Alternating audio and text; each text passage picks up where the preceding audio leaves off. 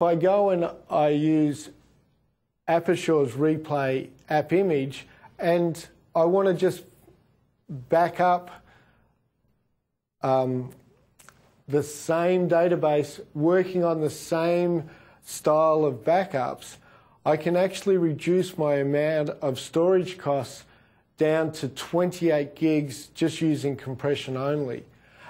And the savings are increased again when I actually use compression and deduplication. I come down to 23 gigs. Now, if I keep on going, I will actually find that my savings are further and further the longer I have replay app image up and running. So how does replay app image work? Replay app image is a server, and the server can connect to any DAS type storage device, so it can connect to iSCSI, it can connect to SAN, it can connect to a local disk, which could be SATA or EIDE, and it enables those storage areas that it has to be used to contain all of the backups that we're actually taking. So these backups could come from our SQL server, they could come from our file server, they could come from our Exchange server. And Replay App Image grabs these backups as they come in. It then stores them into their correct storage location. So our replay repository has a replay repository for SQL Server. It deduplicates the data and compresses the data on our replay server. So it adds no workload whatsoever to our SQL Server except for the snapshot. And then in Replay Agent, we're actually compressing it using a very solid and very fast compression algorithm. And from there, we're actually deduplicating the data, and we then store it in our SQL Server repository. So one of the beautiful things about Replay Agent, and it's one of the things that excites me the most about it, is that I can actually have Replay Agent sending across to a SQL Server hot standby server and updating this every time it gets a backup. So every time I get a backup into Replay Agent, it can actually be sending those changes that have occurred across to our SQL Server hot standby. And so this physical hot standby is actually up and running and is actually the entire SQL Server. Or it could actually just be the drives if that's what I required.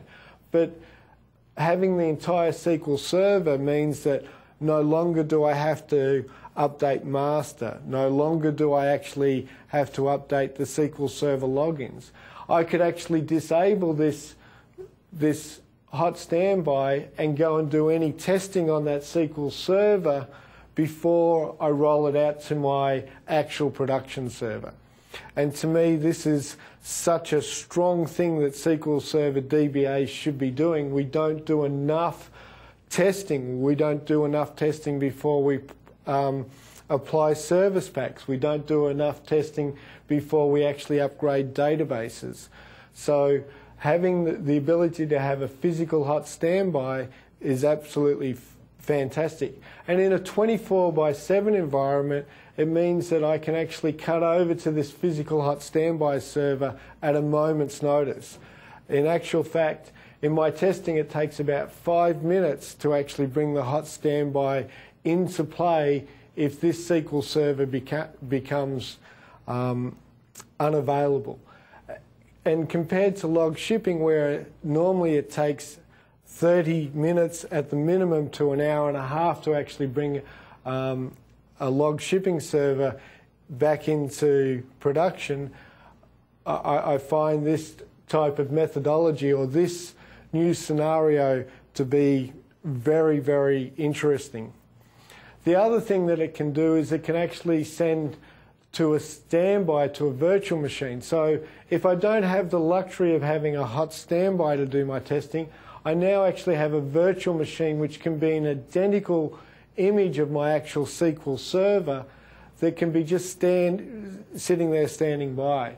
And I can actually be sending these backup images as they occur to these standby virtual servers. So at any point in time, I can actually have my standby virtual server actually up and running. If I have development and development want a copy of what's in production every day, I can actually have Replay App Image create me a virtual server every night for development to actually play with. So every day the development team could have a new virtual server or the same virtual server but updated with all of the changes that have occurred to that SQL server for the preceding 24 hours. These virtual servers can either be in standby mode or they can be actually up and running.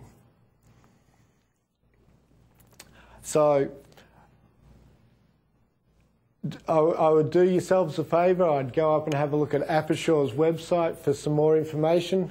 If you want to find out what I'm up to, you can come up to the SQL Bloke website, so SQLbloke.com. App Admins has a website on ning.com, and of course you can always make sure that you're part of the SWUG community where you'll hear some more exciting news about App Image and where it's actually going to. For any further information, as I said, visit Apershore, or you can phone 703-547-8686 to speak to the sales guys.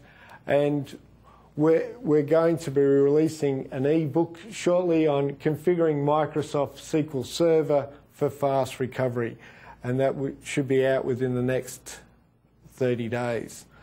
And I'd like to thank you for your time.